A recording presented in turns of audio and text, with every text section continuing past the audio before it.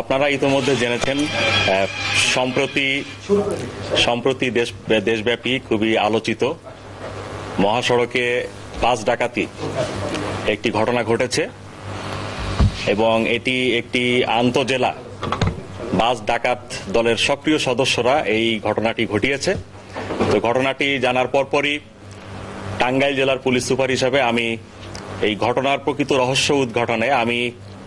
আমার যারা দায়িত্বপ্রাপ্ত অফিসার এবং আমাদের যে গোয়েন্দা টিম আছে সেই গোয়েন্দা টিমকে নিয়ে আমি আমার কার্যক্রম শুরু করি এবং এই আন্তজেলার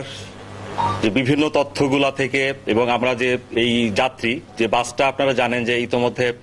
আপনারা শুনেছেন যে গাবতলীতে থাকা আমাদের যে বাসটি ছিল বাসটা ইউনিক রোড রয়্যালস এই বাসটাতেই যাত্রী 30 থেকে 35 জন যাত্রী নিয়ে বাসটি গাবতলী থেকে রওনা হয় এবং পথিমধ্যে সাভার চন্দ্রা বিভিন্ন যাত্রী তোলা হয় এবং যাত্রী বেশে ডাকাত দলটি তাদের যাত্রী যারা ছিল এখানে তাদের কিছু লুণ্ঠন মোবাইল টাকা এবং অনেক নারী ছিলেন সেখানে তাদের কিছু স্বর্ণ লুণ্ঠিত হয়েছে। তো আমরা এটি জানতে পেরেছি, জানার পরপরই আমাদের টিমটি বিভিন্ন জায়গায় কার্যক্রম শুরু করে এবং অপারেশন কার্যক্রমগুলো শুরু করে এবং আমরা এই অপারেশন কর্মকাণ্ডের ফলশ্রুতিতে টাঙ্গাইল জেলা পুলিশ ইতোমধ্যে এই মহাসড়ক বাস ডাকাতির 3 জন সক্রিয় সদস্য মুহিত, সবুজ এবং শরীফুজ্জামানকে আমরা গ্রেপ্তার করতে সক্ষম হয়েছি এবং লুণ্ঠনকৃত 3টি মোবাইল এবং ব্যবহৃত একটি অস্ত্র এবং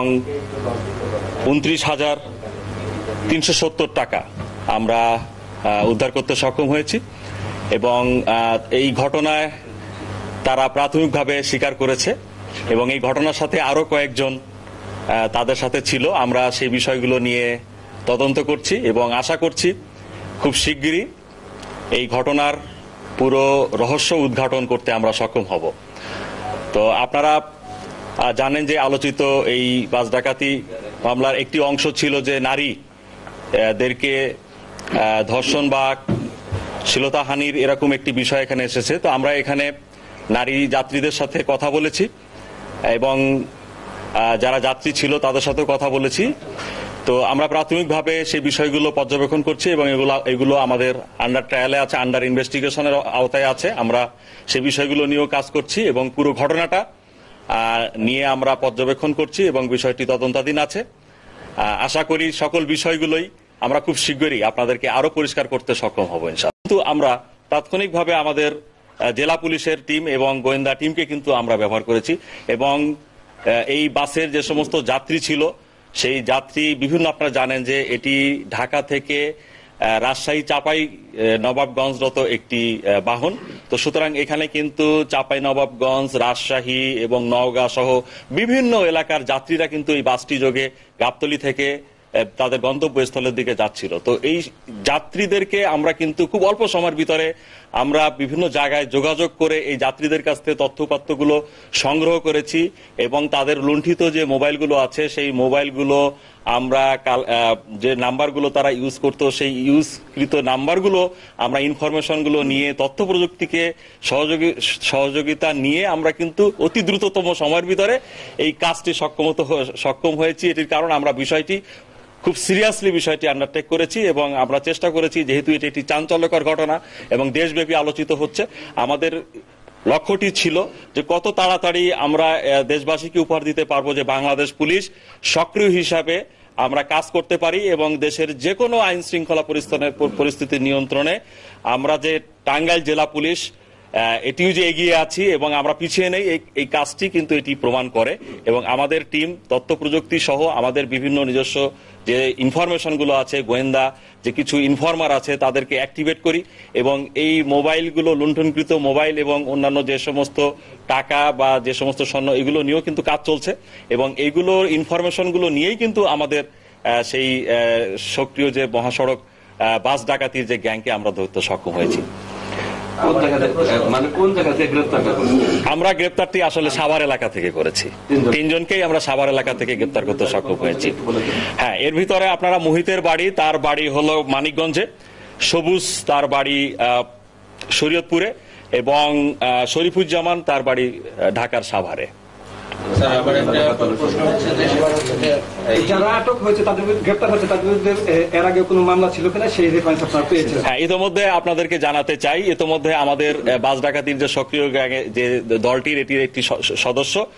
নাম শহীদুল ইসলাম মুহিত, ইতোমধ্যে বাস ডাকাতির ঘটনায় সে ইতোমধ্যে তার নামে 2টা বাস ডাকাতির ঘটনা আছে, এবং আমরা এই মুহূর্তে সেটি ডিসক্লোজ করছি না কোন এলাকায়, তবে আপনাদেরকে এটি নিশ্চিত করছি যে এই ডাকাতির নামে আরো 2টি